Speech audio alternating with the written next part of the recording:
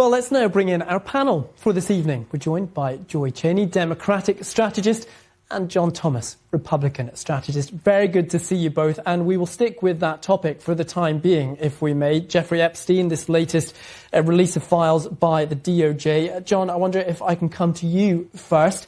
Is the DOJ doing enough here to get these files out quickly enough? No, bluntly, but it's a start.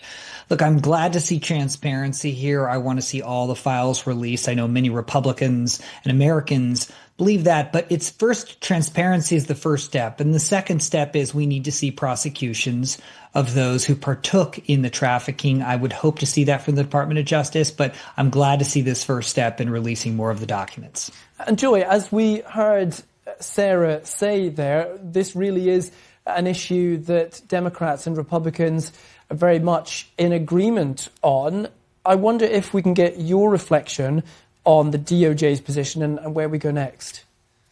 No, I really just cannot believe that this has gone on this long. There's bipartisan agreement that no matter how you feel about it, the American public, and I think just basic human decency and the victims demand that we have, and Congress, a law, demanded that we have full release of these files. It looks like we've gotten the greatest majority of them, but there's a lot of questions because of the way it's been handled, and the dragging of the feet, and it's obvious the president didn't want this out there. Now there's a trust issue. And so I know that the DOJ has offered members of Congress to come and look in a closed setting some of the unredacted materials. I hope that both of them on both parties will do that, take them up on that, so that they can come out and sort of just generally say whether or not they agree with the redactions. There have also been huge mistakes the DOJ has made in terms of releasing victims' names, but still protecting some folks. So I do think this is really an example of the moral failings of so many of our leaders, as well as just, bad errors in judgment in terms of who they hang out with. I agree with my colleague here. This has just been totally mismanaged. But now we need to see transparency, all this stuff about the Clintons. If you just release as much of the files as you can. Well, if I can come back to you on the point about the Clintons, we don't have to worry about it. Sarah there saying that she's seen almost a two-tiered response from Democrats, different generational shifts between the younger and older. Do you agree with that?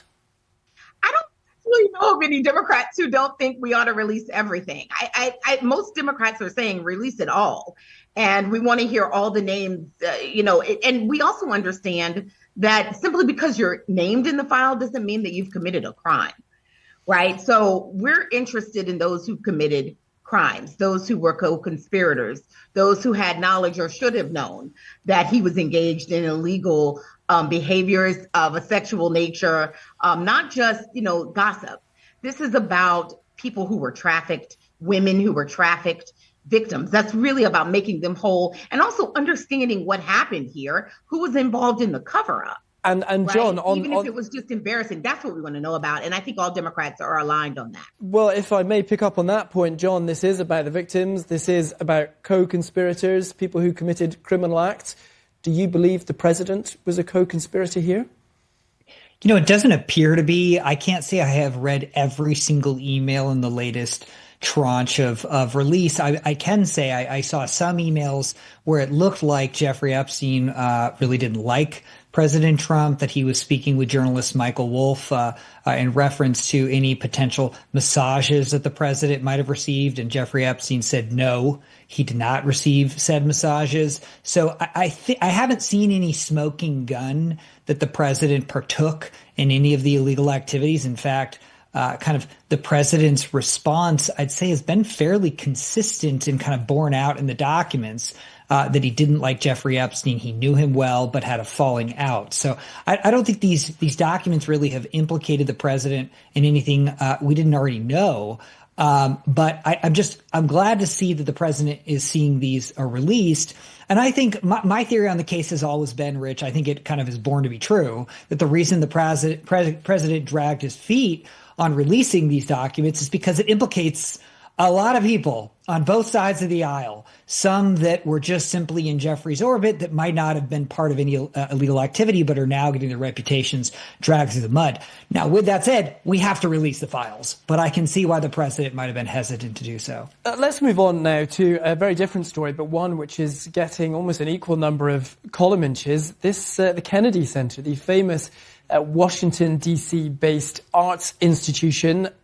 President Trump has gone through a rebranding operation. It's now called the Trump Kennedy Center, though not officially, because that requires Congress to approve of that. And now he says he's going to close the center for a couple of years for renovations. There's been a lot of pushback to this. Joy, what's your reaction? My reaction is last night I went to see Alvin Ailey. That is normally this time of year at the Kennedy Center. And this year it is at the Warner Theater. The Kennedy Center, the Trump Kennedy Center, whatever you want to name it, was not missed.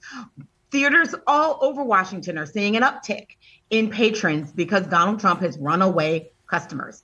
They are customers. They don't like the branding, not only just in name, but in symbolism. The fact that he centered himself in a place where he was not needed and where he was likely to drive it into the ground. He has driven it into the ground. Their subscriptions are down. Their ticket sales are down. They have cancellations. The opera has left. The symphony orchestra is playing to almost empty seats. And they've lost a major artist that they had invested money in. They're losing artists left and right, and they're going other places. This is a sign that this was a mistake on his part and that customers are voting with their feet. So, we'll get the Kennedy Center back one day, but he has irreparably caused damage. And that is why he is saying there needs to be a renovation. There doesn't need to be a renovation. He needs to exit out of the situation, and I'm not sure that's possible now, which is why he's created this story. John, I feel like I can see you shaking your head there. Now, the officials at the Kennedy Center say that there's no place for politics in art, and this is the woke mob just throwing their toys out the pram, basically. But haven't art and politics always been intertwined? Haven't artists always made political statements? Donald Trump isn't needed here, as Joy says. Sure. Certainly, politics and art are somewhat intertwined. I think President Trump is trying to take the politics out of the performances. But I can tell you, Rich, I've actually hosted a very large event just last year at the Kennedy Center for a nonprofit I'm involved in. And while the terrace theater inside was beautiful, I can tell you the amenities, the kitchens, the cafeterias, they're in desperate need of repair. President Trump said he secured funding to do a remodel. It's much like the ballroom outside the White House. There are repairs and overhauls that are needed. And President Trump decided to just pull the trigger and do it. And instead of stretching out a repair process for 10 years while the facility is partially open, he thought, well, look, we'll close it down for 2 years, do it right, and create a world-class facility that is worthy of the arts. And I think that's the right thing to do here. Okay, the finest performing arts facility of its kind anywhere in the world. That's what the president says it's going to be. It's not clear how he's going to pay for it, but hopefully that information will be forthcoming. Certainly not from ticket sales. Joy Cheney and John Thomas, Democratic and Republican strategists, respectively. Really good to get you both on the program. Thank you so much. Thanks, Rich. Have a good night. Around the world and across the UK, this is BBC News.